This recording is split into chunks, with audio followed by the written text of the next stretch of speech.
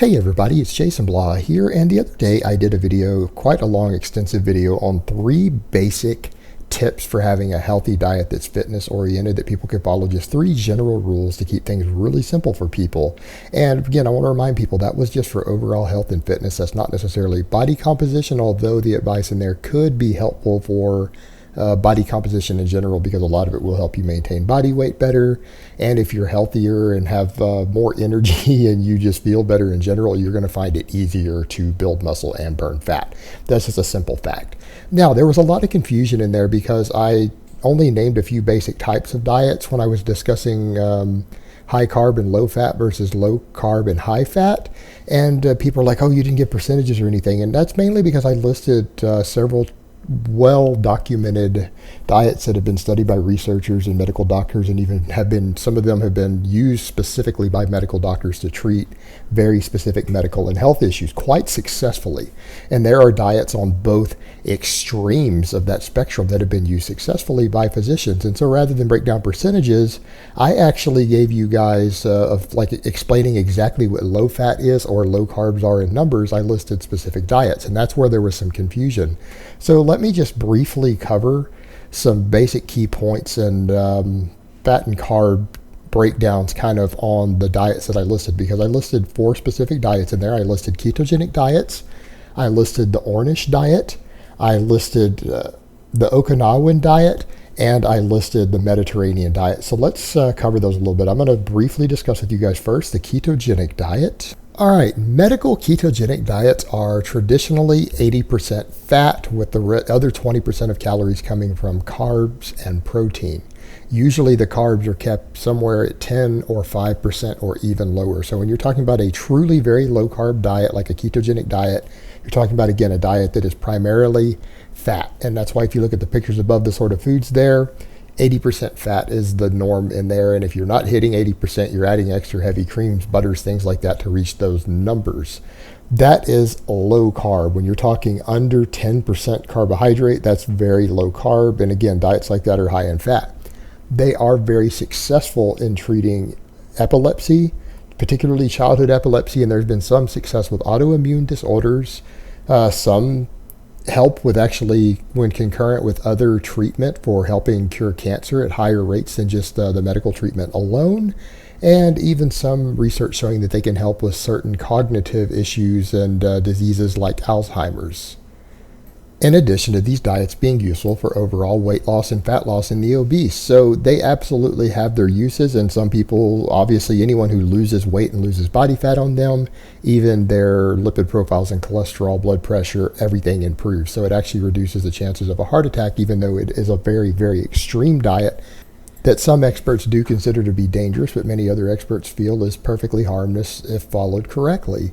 So that's what we mean by when I say low carb like that, you're talking maybe 5% of your calories from carbohydrates. Up next is going to be a very low fat, high carb diet. And let's look at the Dean Ornish diet written by Dr. Dean Ornish. It is essentially a vegan diet, although I believe in later years he does allow some lean meats and things in there. And it's still getting the exact same health benefits that people were getting for treating cardiovascular disease. This diet was written to cure cardiovascular disease, but it also happens to be, again, a very effective weight loss diet.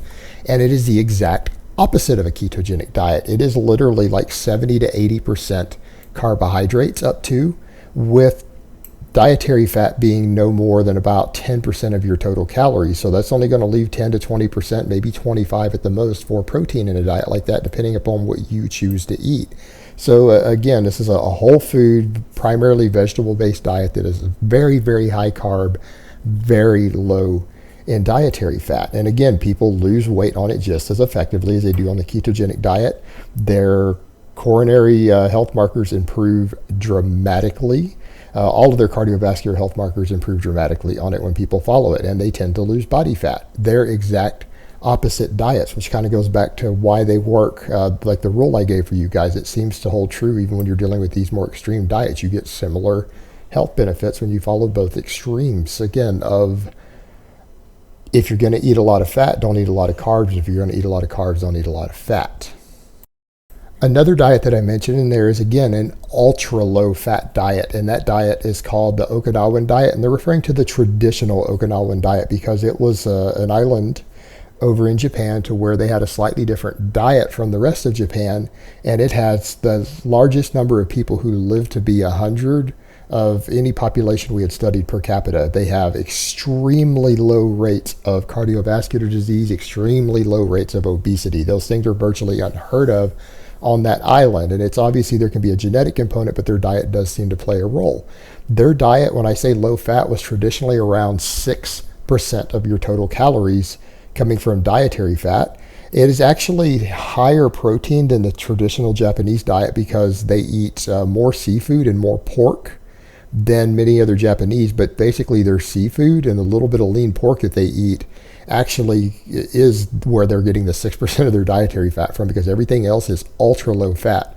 The rest of the diet includes getting most of your calories from rice or sweet potatoes, which are at most 1 to 2% of their calories are coming from fat.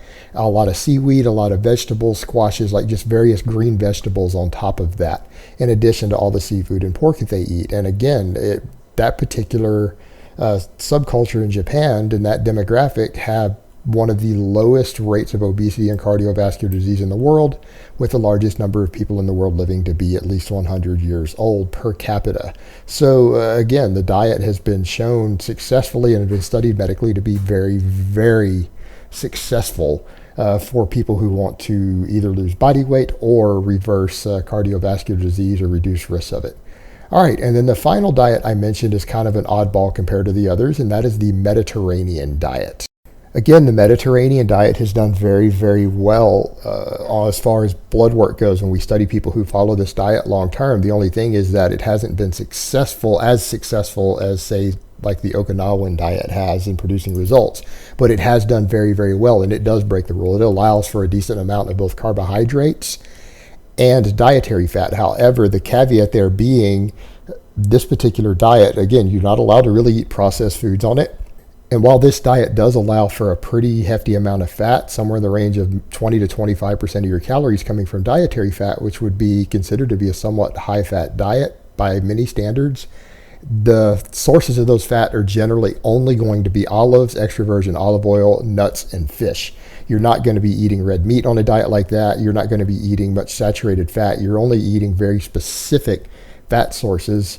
All the carbohydrates are very unrefined, so there's no processed sugar, no processed oils, and actually virtually very, very little animal source saturated fat on a diet like that. So again, it tends to be primarily omega-9 fats and then polyunsaturated fats with a bit of a focus on omega-3 from all the fish.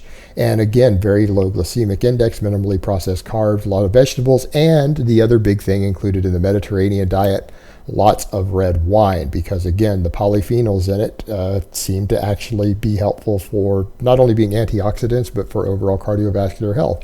So this is the one diet that is a traditional diet that has been studied medically that actually does well, that does allow a mix of the two, but it's very specific in the carbohydrate and fat sources that are allowed on it. So it's really a little bit different of an animal because you're not just eating any carbs or fat that you want to eat, even though there's a fair amount mixed in. But it is important to note, it hasn't always fared as well as some of these other diets when we actually study it and look at the long-term health markers. So again, it goes back to the point that even if you're very, very picky with your carb and fat sources, it may not always be ideal to mix the two. However, as noted, it is still considered to be one of the healthiest diets on earth, and that has been backed by the medical research and the data. So hopefully this clarifies all this. A lot of people have asked me to explain what I mean by low fat or low carb. So here are the actual diets kind of broke down for you guys a little bit that I named, because again, like I said, I didn't go into numbers in the video. I just briefly listed 4 diets that have been used medically that could fall into those different categories. But when you look at those numbers, they're pretty extreme. So when I'm talking low carb diets, I'm talking 10% or less of calories from carbohydrates. And when I say low fat diets, I'm talking about 10% or less of your calories coming from fat. And again, in the case of one of those diets, it was actually around 6% traditionally that produced the demographic results that we saw that were so amazing in that particular demographic. So if you guys are looking for models to follow, traditional models that again have been used medically, those 4 diets can give you guys a starting point to work from, because they've all been used successfully. And again, this is what we're talking about, is fitness. Fitness is about health, longevity, living to be an old age while still being healthy, active, having a high quality of life, and feeling good. And that's ultimately what fitness is about, not just body composition. And that's why we're discussing this from a fitness perspective, because this is a fitness channel, not a bodybuilding channel. But again, I always want to re-add the caveat that a really healthy diet and a very healthy lifestyle is conducive to helping you achieve a better body composition. It will help your training, it will help your recovery, it will help your muscle growth and fat loss. So again, any of these diets are pretty reasonable models also for people who want the secondary benefits of improved body composition. All right, guys, but that's really all I have to say on that today. I hope it's been informative, and I will talk to you guys next time.